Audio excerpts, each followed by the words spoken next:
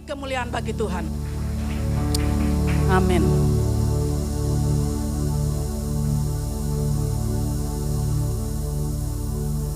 Baik saudara, kita lanjut kepada firman Tuhan.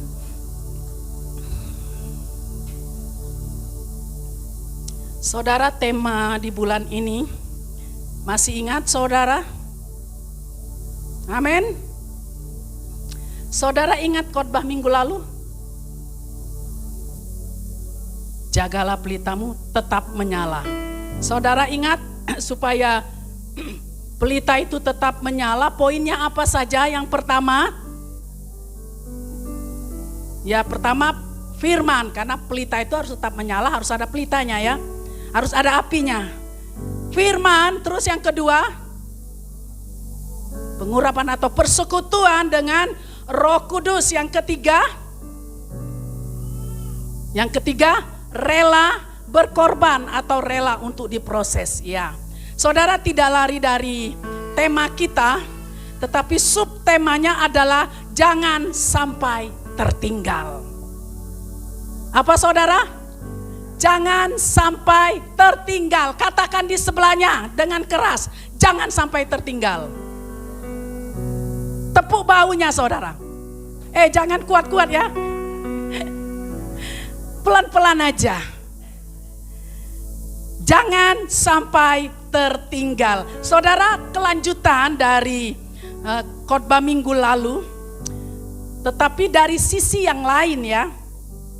Kalau minggu yang lalu kita berbicara banyak tentang bagaimana kita menyiapkan minyak yang ada di buli-buli itu ya. Harus menyiapkan minyak supaya pelita itu tetap menyala. Tidak cukup minyak itu hanya ada di tempat pelita itu, karena dia akan habis. Tetapi harus ada minyak cadangan ya, atau minyak persediaan.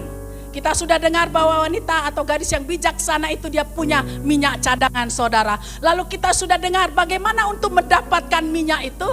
Saudara masih ingat? Bagaimana untuk mendapatkan minyak itu kita sudah dengar minggu lalu. Bagaimana saya beri perumpamaan tentang pohon zaitun.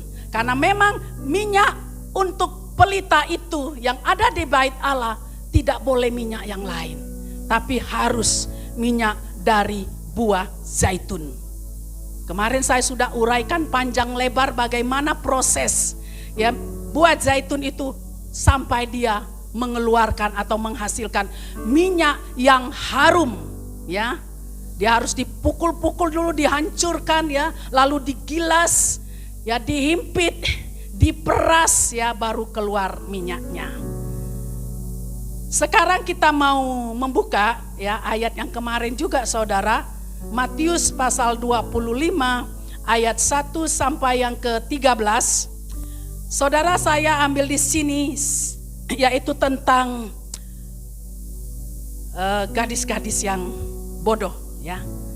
Saudara, kita sudah dengar kemarin juga dan hari ini pembacaan kita sama. Di sini dikatakan bahwa 5 diantaranya bodoh ya, 5 bijaksana, karena jumlahnya semuanya 10. 5 bodoh dan 5 bijaksana. Saudara, dikatakan di ayat pembacaan kita bahwa yang bodoh itu tertinggal ya. Yang bodoh itu tertinggal lalu tidak masuk.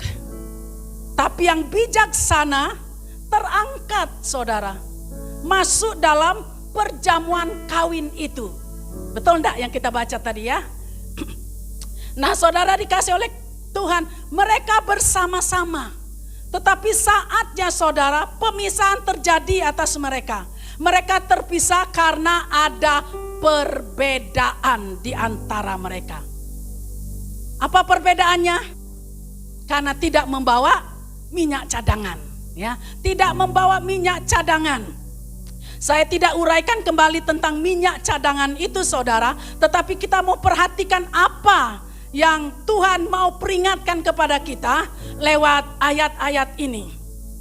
Saudara, dikatakan bahwa yang bodoh tertinggal, yang bijaksana terangkat masuk dalam perjamuan kawin itu. Saudara, awalnya tidak kelihatan perbedaan, ya. Sama-sama mereka, sama-sama membawa pelita, sama-sama membawa terang, sama-sama membawa api, saudara. Tidak kelihatan, ya. Sama-sama beribadah, sama-sama melayani, sama-sama semangat karena ada api, saudara. Api itu berbicara tentang semangat yang menyala-nyala. Ada semangat, sama-sama bersemangat, ya. Sama-sama aktif. Lalu sama-sama punya kerinduan untuk menyongsong, mempelai itu. Sama-sama, saudara. Tapi di ujung penentuan itu, saudara, di garis akhir itu, di situ langsung kelihatan perbedaan. Yang 5 dikatakan tidak masuk, 5 dikatakan karena mereka bodoh. Tetapi yang 5 masuk, mereka terangkat, mereka masuk dalam perjamuan itu dan dikatakan mereka adalah gadis yang bijaksana. Gadis yang bijaksana. Saudara dikasih oleh Tuhan. Jadi di sini bersama-sama, tetapi tidak semuanya terangkat, saudara. Di sini Tuhan kan memberikan perumpamaan tentang kedatangan Tuhan. Tentang kedatangan Tuhan, maka itu saudara di dalam di pasal 24 itu berbicara tentang kedatangan Tuhan. Lalu Tuhan berbicara juga tentang nasihat supaya berjaga-jaga. Bahkan di akhir pembacaan kita juga Tuhan katakan, karena itu berjaga-jagalah sebab kamu tidak tahu akan hari maupun akan saatnya Tuhan itu datang. Berjaga-jaga dikatakan. Saudara dikasih oleh Tuhan, yang masuk itu adalah yang bijaksana. Berarti dia berjaga-jaga, saudara. Itu akan terjadi, saudara. Tidak semua mereka diangkat. Coba kita baca di pasal 24, Matius 24 ayat 40 dan 41. Tuhan itu berbicara tentang kedatangannya bahwa tidak semua orang akan diangkat. Tidak semua orang akan masuk dalam perjamuan kawin anak domba itu. Saya akan membacakan buat kita. Matius 24 ayat 40. Pada waktu itu kalau ada 2 orang di ladang, yang seorang akan dibawa dan yang lain akan ditinggalkan. 41. Kalau ada 2 orang perempuan sedang memutar batu kilangan, yang seorang akan dibawa dan yang lain akan ditinggalkan. Lalu kita baca lagi di Lukas 17. Lukas pasal 17, kita baca di ayat 34 sampai 36. Saya akan bacakan buat kita. Aku berkata kepadamu, ini Yesus berkata kepadamu, pada malam itu ada 2 orang di atas satu tempat tidur, yang seorang akan dibawa dan yang lain akan ditinggalkan.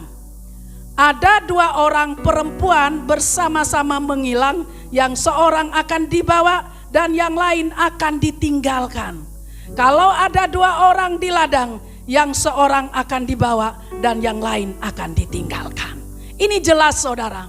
Ini mengingatkan kita, saudara, bahwa tidak semua orang akan masuk kepada perjamuan kawin itu. Dan contohnya gadis-gadis tadi. Saudara, gadis-gadis itu berbicara tentang gereja Tuhan, tentang anak-anak Tuhan, tentang orang-orang yang mengaku percaya kepada Yesus. Itulah gadis-gadis itu yang 10 itu, saudara. Tetapi ada yang tidak terangkat dan tidak masuk. Tuhan sudah berbicara sebelum pasal 25, saudara, bahwa ada yang terangkat, ada yang tertinggal. Bahkan dikatakan di atas tempat tidur suami istri saja, tidak semua diangkat. Puji Tuhan kalau dua-duanya bijaksana. Tapi kalau satu bijaksana, satu tidak, seperti gadis-gadis ini, saudara, maka salah satu pasti ketinggalan. Atau kalau bodoh dua-duanya, ya dua-duanya ketinggalan. Perhatikan ini baik-baik, saudara. Ini bukan main-main. Ini bukan hanya perkataan biasa. Mungkin karena kita sudah baca dan terus mendengar, membaca, akhirnya itu anggap biasa saja. Tapi Tuhan meletakkan di hati saya harus disampaikan ini saudara dalam poin ini. Karena pelita itu sangkut paut juga dengan kedatangan Tuhan. Karena di pasal 25 tadi berbicara tentang kedatangan Tuhan. Saudara dikasih oleh Tuhan, kita mau lihat di sini. Kenapa tidak terangkat gadis-gadis ini? Kenapa gadis-gadis itu dikatakan bodoh, saudara? Yang bodoh tertinggal dikatakan. Kenapa dikatakan bodoh? Kita mau lihat poinnya. Kenapa Tuhan katakan 5 gadis itu bodoh? Mereka membawa pelita, tidak membawa minyak persediaan. Sebenarnya kebodohan itu bukan itu saudara, tapi sebelumnya saudara, dia sudah bodoh. Ya, bukan saat itu ketika tidak bawa pelita dia bodoh, tapi sebenarnya sebelumnya dia sudah bodoh dan memang sudah bodoh saudara. Jadi sekarang Tuhan mau berkata kepada kita saudara dan saya, jangan kita menjadi bodoh. Jangan kita menjadi orang yang bebal. Sudah disampaikan kebenaran firman Tuhan, sudah disampaikan tentang berita bahwa Tuhan Yesus mau datang, tapi kita tetap tinggal dalam kebodohan. Seperti gadis-gadis ini saudara, itulah yang akan terjadi kepada gereja Tuhan dan anak-anak Tuhan. Mereka akan tertinggal. Kenapa? Yang pertama poinnya, karena tidak mau diproses. Orang yang tidak mau diproses itu orang bodoh. Saudara, ini tidak enak kalau sudah bicara tentang proses-proses itu memang tidak enak saudara. Tapi ketika orang itu tidak mau diproses, dia bodoh. Kenapa? Karena dia tidak mau dibentuk. Tidak mau diproses berarti tidak mau dibentuk. Tidak mau diproses berarti tidak mau dididik. Tujuan proses itu saudara, tujuan untuk supaya dididik, dibentuk itu supaya karakter manusia kita ini diubah menjadi karakter Kristus. Karena mempelai itu saudara, karakter Kristus memenuhinya.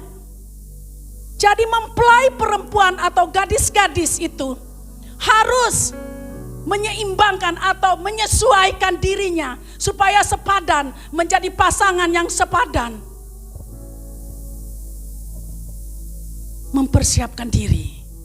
Itu sebabnya Tuhan berkata kepada kita, dan kemarin sudah panjang lebar bagaimana proses itu terjadi. Bagaimana proses itu datang dalam hidup kita. Saya sudah paparkan begitu jelas saudara. Proses itu datang dari sekitar kita. Sekali lagi saya katakan, besi menajamkan besi. Orang menajamkan sesamanya. Sekali lagi saya katakan, proses bukan terjadi dalam satu malam. Proses itu akan terus berkelanjutan sampai semuanya tuntas. Kalau belum tuntas, belum selesai saudara. Sampai semuanya tuntas. Jadi proses itu adalah gunanya mengubah karakter manusia kita ini supaya menjadi karakter Kristus. Tetapi saudara dikasih oleh Tuhan, kenapa gadis-gadis ini tidak mau diproses saudara? Tidak mau diproses. Ini kebanyakan dari anak-anak Tuhan dan gereja-gereja Tuhan. Tidak mau diproses. Padahal tujuannya mulia. Tapi ketika diproses, dia marah. Dia berontak. Dia menyalahkan orang lain. Dia tidak mau. Ketika proses itu datang, dia tidak siap saudara. Proses itu datang untuk membuat kita semakin indah di hadapan Tuhan saudara. Benar-benar dipersiapkan. Jadi kita lihat di sini bahwa gadis yang bodoh itu, pertama dia tidak mau diproses. Dia tidak mau dididik.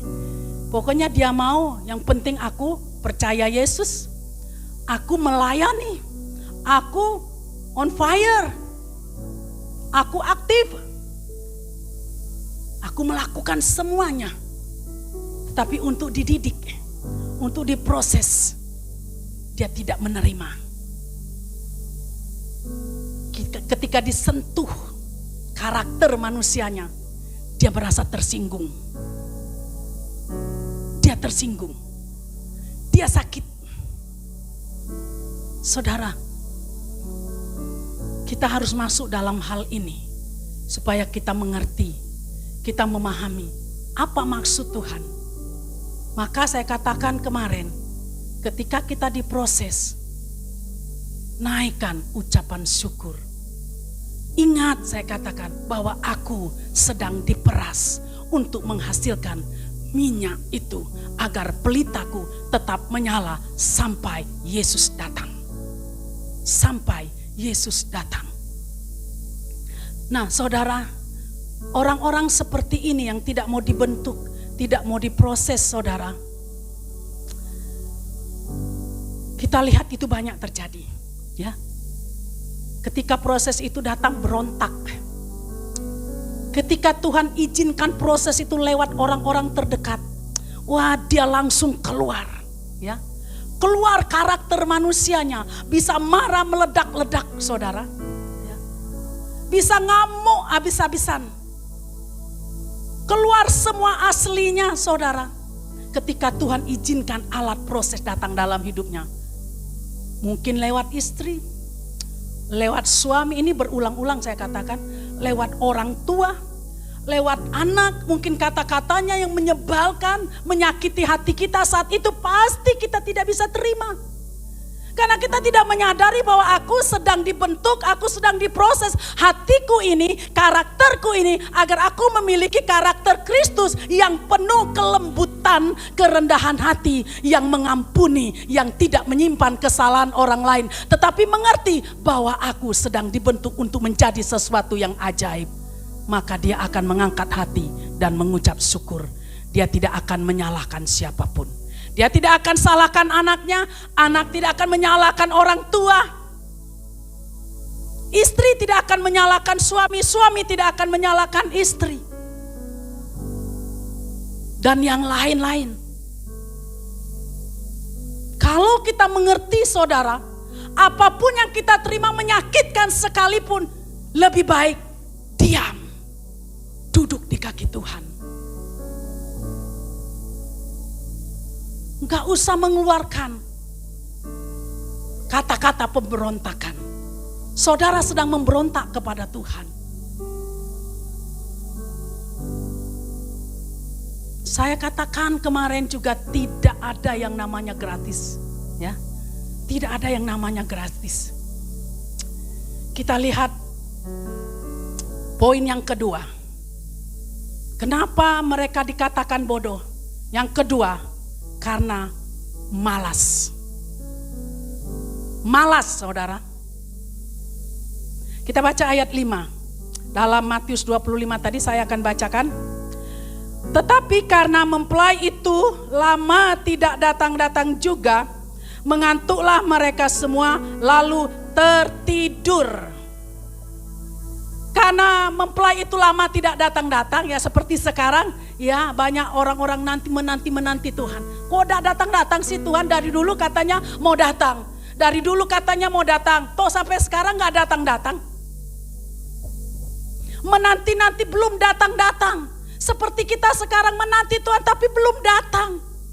Seperti mereka Tuhan kasih contoh. Pada waktu dinanti-nanti belum datang, lalu tidurlah mereka semuanya. Tidurlah mereka semuanya. Saudara, kenapa saya katakan malas? Seharusnya saat itu, saat penantian belum datang-datang, ya, dia cari minyak persediaan, betul enggak? Kenapa dia ikut tidur? Dia enggak sadar. Banyak seperti itu anak-anak Tuhan. Tuhan masih kita nantikan kedatangannya. Mari saudara, jangan kita tidur, tetapi kita mari persiapkan. Seharusnya yang bodoh ini saudara, ketika ada kesempatan, karena menantikan itu ada kesempatan saat itu, tetapi dia tidak gunakan kesempatan itu saudara, malah dia tertidur.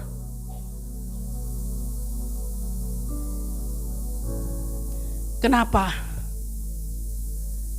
Karena dia mau dan enak di zona yang nyaman, tapi sebenarnya tidak aman, betul? Banyak orang Kristen enak, ya, maunya di zona nyaman, jangan diproseslah Tuhan. Janganlah diproses, dah enak proses itu Tuhan.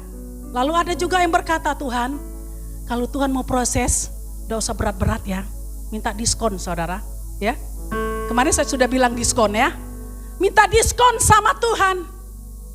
Makanya kita itu malas, maunya yang enak. Seperti gadis ini maunya gratis saja. Jadi dia pikir seharusnya dia belajar. Pada saat itu dia lihat kan, kok kami cuma bawa pelita ya. Mereka bawa buli-buli isi minyak. Mestinya dia renungkan, kenapa? Ya. Harusnya dia belajar kepada yang bijaksana. Belajar. Tetapi tidak mau belajar karena malas. Belajar itu kan dididik ya. Tidak mau dididik. Malas. Pengennya di zona yang nyaman. Jangan diusik. Kalau diproses umpamanya tadi seperti saya katakan, diizinkan orang lain untuk melukai kita. Terusik dia, merasa terganggu hatinya, dia jengkel, dia kesal, dia marah. Karena dia mau aman-aman saja. Jadi gadis yang bodoh ini saudara, dia tidak mau bayar harga. Mungkin dia pikir saat itu, mereka ya mungkin ngobrol yang 5 bodoh ini, mereka bawa itu repot-repotin gitu kan, ngerepotin bahwa itu nggak bisa megang yang lain kan, ya, ini satu pelita, satu buli-buli, ya susah jalan. Kalau umpamanya bajunya itu panjang gitu kayak baju penari, gimana nanti mau melangkah, ya kan? Kenapa? Kalau yang bodoh ini bilang, wah kita enak, kita bisa pegangan nih, kita bisa gantung sini pegang sini, bahkan sambil lihat-lihat ya. Umpamanya di perjalanan ada apa, dijauhil dulu gitu kan. Nyambil gitu kan, kompromi saudara. Dia tidak melihat itu saudara, tapi dia mengolok. Saya yakin dia mengolok saudara, karena dia berpikir apa, ngapain kita repot-repot, nanti tinggal minta, ya kan. Tinggal minta, itu sudah ada dalam pikirannya, cuma tidak diuraikan di sini. Tapi ketika saya merenungkan ini muncul saudara. Mereka berpikir enggak usah repot-repot mau cari, kita tidur aja, nanti tinggal minta sama mereka kan aman. Gratisan saudara ya. Karena mau di zona yang nyaman. Jadi saya mau katakan kepada kita, jangan di zona yang nyaman. Mari serahkan diri kepada Tuhan. Tuhan, kalau saudara belum dibentuk, karena mungkin terlalu terlena dalam zona yang nyaman, keluar dari situ. Amin. Keluar dari situ, katakan Tuhan bentuklah aku. Tuhan didiklah aku. Tuhan proses aku karena aku mau. Karena aku tidak mau tertinggal. Tapi aku mau bersama dengan Tuhan. Saudara dikasih oleh Tuhan. Mereka malas. Seharusnya waktu itu, waktu adalah kesempatan. Ya. Saat ini saudara kesempatan buat kita. Kalau saudara mau cari minyak itu ya sekarang. Ya. Saudara bayar harga. Bangun persekutuan dengan Roh Kudus. Siap untuk diproses dan katakan Tuhan mulai hari ini proses aku mau mengeluarkan minyak, aku mau bayar harga karena masuk surga itu bukan gratisan. Memang anugerah saudara. Mungkin kita berkata, Bu bukankah ke surga itu anugerah? Betul saudara, Ketika saudara ada di lumpur dosa, terpisah dengan Tuhan, Yesus mengangkat saudara, itu anugerah. Setelah saudara diangkat dari lumpur dosa, dipisahkan saudara dari dunia ini, menjadi orang-orang yang dipisahkan, orang-orang kudus. Tapi tidak tinggal seperti itu terus, karena saudara dan saya masih punya karakter manusia yang jahat dan jelek, saudara. Belum memiliki karakter Kristus. Maka itu dia perlu dikerjakan, perlu diproses, perlu dia dibentuk dan dididik, saudara. Jadi Kristen itu bukan hanya percaya toh kepada Tuhan lalu selamat. Harus rela untuk diproses, rela untuk dibentuk dan dididik oleh Tuhan. Sekali lagi saya ingatkan, alat proses Tuhan ada di sekitar kita. Ada di situasi keadaan dunia ini. Maka itu sekali lagi saya ingatkan, hidup itu adalah ujian. Setiap saat Tuhan uji kita. Ketika Tuhan izinkan datang orang yang melukai hati, saat itu Tuhan melihat apa reaksi di hati ini. Apa reaksi kita di hati ini? Tuhan lihat, saudara. Jangan lupa, mata itu selalu mengikuti saudara. Karena saudara anak yang dikasihi. Tuhan tidak melupakan kita. Tuhan sedih kalau kita tidak mau dididik, saudara. Tuhan sedih kalau kita tidak mau dibentuk, tidak mau diproses. Di dalam 1 Tesalonika 5 itu dikatakan, 1 Tesalonika 5. Coba saudara baca ayat 6. Satu orang bacakan. Silakan yang cepat. 1 Tesalonika 5 ayat yang ke-6.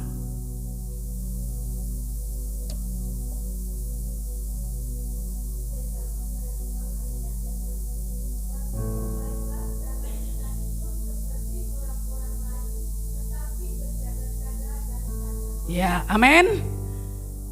Janganlah kita tidur seperti orang-orang lain atau seperti gadis-gadis yang bodoh itu, tetapi berjaga-jaga dan sadar. Saudara, kita sudah lihat di sini bahwa Tuhan itu mengingatkan kita hari ini supaya kita mempersiapkan diri selagi masih ada kesempatan. Mari saudara, jangan seperti gadis yang bodoh. Karena mereka malas, mereka ingin yang gratisan, mereka tidak mau diproses, mereka tidak mau diganggu hidupnya, mereka tidak mau dibentuk, ya mereka mau semuanya yang aman saja, pokoknya enak saja. Jadi orang Kristen yang penting masuk gereja, keluar gereja, besok masuk gereja lagi, pokoknya KTP Kristen udah cukup. Tidak seperti itu, saudara. Saya selalu ingatkan, hidup yang sesungguhnya bukan waktu kita ada di dunia, tapi yang sesungguhnya adalah di dalam kekekalan. Kita di mana?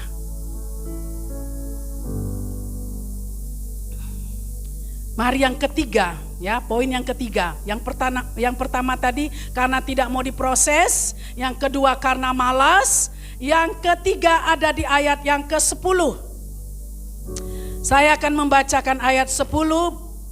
Akan tetapi di Matius tadi ya saudara, Matius 25. Akan tetapi waktu mereka sedang pergi untuk membelinya, datanglah mempelai itu dan mereka yang telah siap sedia masuk bersama-sama dengan dia ke ruang perjamuan kawin, lalu pintu ditutup. Dikatakan pintu ditutup. Ayat 11, kemudian datang juga gadis-gadis yang lain itu, yaitu gadis-gadis yang bodoh, dan berkata, Tuan, Tuan, bukakanlah kami pintu. Tetapi ia menjawab, aku berkata kepadamu, sesungguhnya aku tidak mengenal kamu. Saudara, poin yang ketiga adalah karena terlambat. Maka tadi saya katakan, gunakan kesempatan yang ada. contoh gadis-gadis ini yang tidak menggunakan kesempatan saudara. Tetapi saat dia melihat pelitanya mulai padam saudara. Saat dia melihat pelitanya mulai padam, baru dia menyadari bahwa dia butuh minyak cadangan itu. Dia butuh minyak cadangan itu. Maka pada saat itu ketika dia minta kepada yang bijaksana, berikanlah kami, mintalah minyak itu untuk kami. Tapi dikatakan pergi, ya, beli di sana. Lalu dikatakan mereka baru sadar, ya, ketika pelita itu mulai padam, ketika minyak itu mulai habis, tinggal sedikit sekali. Mereka sadar, mereka perlu minyak. Mereka perlu minyak. Saudara dikasih oleh Tuhan. Tapi apa yang terjadi? Dikatakan mereka terlambat. Jangan sampai di antara kita terlambat, saudara.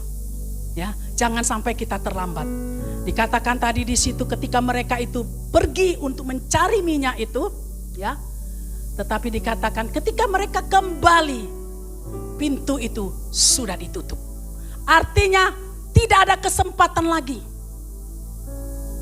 Teriak-teriak saudara, Tuhan, Tuhan bukakan kami pintu. Tapi alangkah sedihnya jawaban dari Tuhan itu saudara. Aku berkata kepadamu, sesungguhnya aku tidak mengenal kamu. Bayangkan saudara, sudah capek pelayanan, ya, sudah bawa pelita, sudah bawa terang, tetapi Tuhan bilang, aku tidak kenal kamu. Jangan sampai seperti itu saudara. Saudara udah pelayanan, udah doa, sudah deklarasi, sudah latihan, ya, on time. Tapi Tuhan katakan, aku tidak kenal. Alangkah sedihnya ketika Tuhan berkata, aku tidak kenal. Kenapa? Karena selama mereka ada, mereka hanya bermain-main. Mereka hanya bermain-main. Mereka tidak gunakan kesempatan itu. Mereka tidak mau mengalami penderitaan. Mereka tidak mau mengalami proses yang menyakitkan itu. Mereka abaikan itu semuanya. Tetapi ketika mau masuk, mereka bergegas. Tapi semuanya sudah terlambat. Mereka sudah terlambat. Saudara, kita kadang sering seperti itu ya. Sering seperti itu saudara ya. Maka itu setia dalam perkara kecil akan setia dalam perkara besar ya. Bagaimana kita bisa on time? Kalau hari-hari sekarang aja kita ndak on time ya. Dalam ibadah kita sering terlambat. Mau datang doa kita terlambat. Mau pelayanan kita terlambat. Mau latihan kita terlambat. Siapa di sini masih terlambat? Bertobat ya. Bertobat. Tidak boleh terlambat. Tuhan itu istimewa. Kadang kita ngitung gini ya. Oh, dari rumah ke gereja itu 15 menit. Jadi kita udah hitung. Ibadah jam 8. Berarti aku berangkat dari rumah jam 8 kurang 15. Karena kan 15 menit. Jadi pas sampai sana mulai gitu kan. Dah. Dia sudah ukur-ukur seperti itu. Karena biasanya kalau pergi pasar seperti itu saudara ya. Oh 15 menit pas gitu ya. Nah ketika dia mau berangkat ke gereja ya. Tiba-tiba di jalan ada macet. Macet. Sudah berkurang kan waktunya macet. Setelah macet karena lama kan macet itu. Karena minyak tinggal sedikit di kendaraannya. Tinggal sedikit bahan bakarnya itu ya. Akhirnya wah nanti gak nyampe di situ nih. Ya, karena ini masih panjang macetnya. Pergi dulu ke pom bensin gitu ya. Pergi ke pom bensin sampai di sana macet juga. Akhirnya apa? Ya selesai memang beli bahan bakarnya ke pom bensin saudara. Akhirnya sampailah dia di gereja. Lalu di gereja dia mendengarkan Salam, salam. Apa itu saudara? Bapa, terima kasih. Berarti sudah selesai ibadahnya. Wah, terlambat. Tapi dia kata, oh enggak apa-apalah.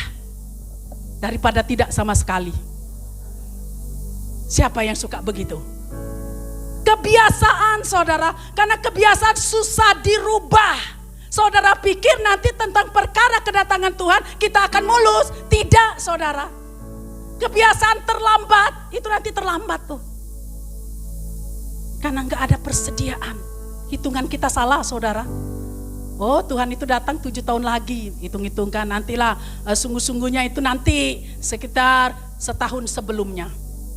Atau malam ini Tuhan datang secara pribadi untuk dirimu. Gimana? Sekarang aku jemput engkau, kata Tuhan. Hah? Saudara siap gak? Tuhan jangan dulu, jangan dulu. Siapa yang bisa menolak maut? Masih bersyukur kalau seperti Hizkia, kasih umur 15 tahun lagi. Saudara, mereka terlambat. Akhirnya mereka tertinggal saudara. Dan sedih kita dengar perkataan Tuhan, aku tidak kenal engkau. Jangan sampai perkataan itu kita dengar untuk diri kita saudara. Tuhan berkata, aku tidak kenal engkau. Kita sudah pelayanan, saya katakan tadi. Saudara, saya pernah sampaikan ya di pendoa, bahkan di sini pun saya katakan bahwa kedatangan Tuhan itu, ya tingkat kerohanian orang percaya itu ada 3.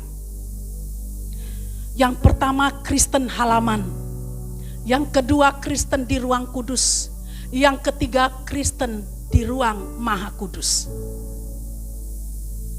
Yang terangkat saudara minimal saya katakan di ruang kudus. Kristen halaman itu enggak saudara. Saya tergerak untuk kita bacakan di dalam Wahyu. Ya, mari kita buka di dalam Wahyu pasal 11.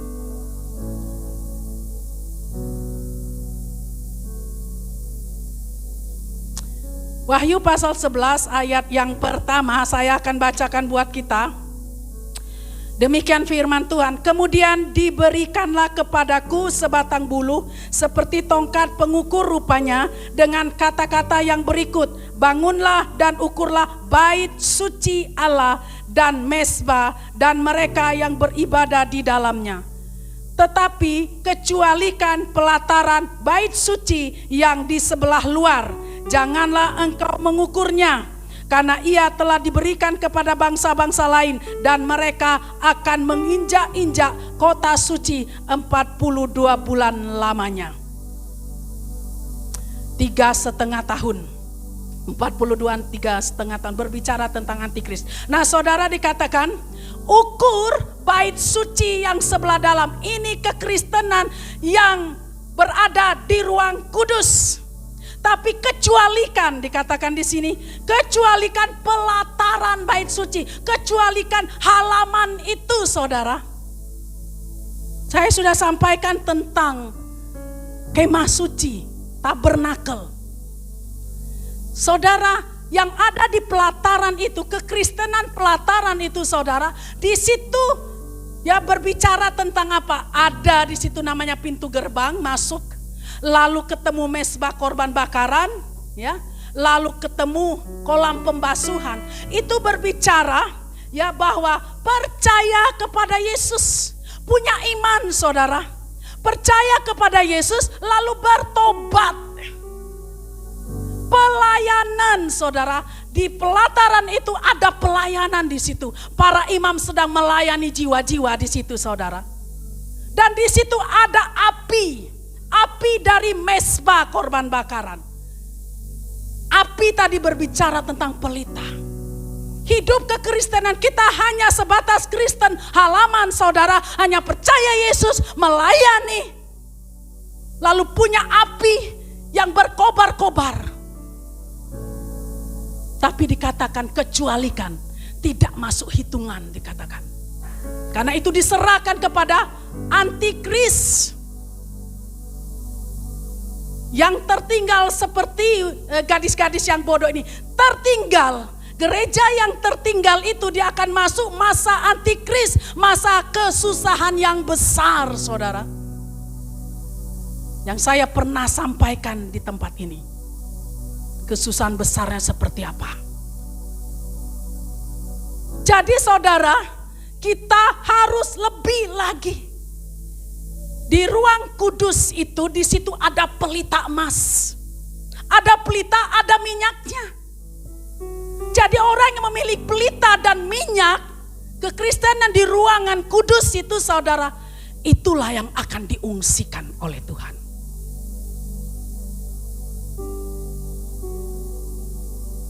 Jadi saudara, jangan hanya didengar firman Tuhan ini pada saat ini, tapi mari komitmen dengan Tuhan. Karena yang rugi kita sendiri, bukan orang lain. Rintangan pasti ada, bagaimana saudara akan menerobosnya. Tahun 2022, tahun terobosan. Mari saudara, siapkan diri untuk menerobos. Yang belum melayani, mari ambil bagian dalam pelayanan. Ada banyak wadah di gereja ini. Saudara bisa masuk tim misi, tim doa, pelayanan sosial, pergi ke jalan-jalan untuk berbagi. Saudara bisa masuk tim PW. Saudara dikasih oleh Tuhan, mari renungkan ini. Kekristenan tidak cukup hanya masuk keluar gereja, tapi masuk lebih dalam, menjadi Kristen di ruang kudus. Di ruang kudus itu ada pelita emas, ada minyak. Di halaman tidak ada minyak saudara. Api ada, minyak tidak ada. Api itu dari mezbah korban bakaran, dan itu bukan api asing. Api datang dari Tuhan, bukan dibakar lewat minyak, enggak. Di ruangan kudus itu ada meja roti sajian, berbicara tentang firman, menghidupi firman. Lalu ada mezbah dupa, hidup dalam keintiman dengan Tuhan lewat pujian penyembahan. Kekristenan itu saudara, jadi bukan hanya sekedar percaya bertobat. Percaya bertobat, tapi pertobatan harus, ya, pertobatan itu harus dibersihkan lagi. Memiliki karakter untuk masuk di ruangan kudus. Proses demi proses harus dijalani saudara. Jadi ingat baik-baik. Ketika proses itu datang, ingat saudara bersyukur, ya. Jangan seperti ada orang berkata, saudara, saya mau bertobat, tapi jangan pancing-pancing saya marah. Saudara pernah kayak gitu? Siapa di sini? Aku mau bertobat, tapi jangan nak ya pancing-pancing aku. Kamu nakal-nakal, bikin mama marah, bikin bapak marah. Mama nih mau bertobat, jangan pancing-pancing. Marah nih mama, marah bapak ini. Gimana mau murni saudara? Justru saat kita pengen bertobat, pengen dibersihkan, menjadi orang yang panjang sabar seperti Tuhan, maka datanglah orang yang membuat kita tidak sabar. Di situ kita membuktikan, memproses itu. Alangkah sakitnya menahan diri untuk sabar, menahan diri untuk mengampuni, menahan diri, oh nak diberkatilah engkau, diberkatilah engkau. Itu orang tidak mau diproses, ya, tidak mau diproses. Apa yang saudara minta lagi?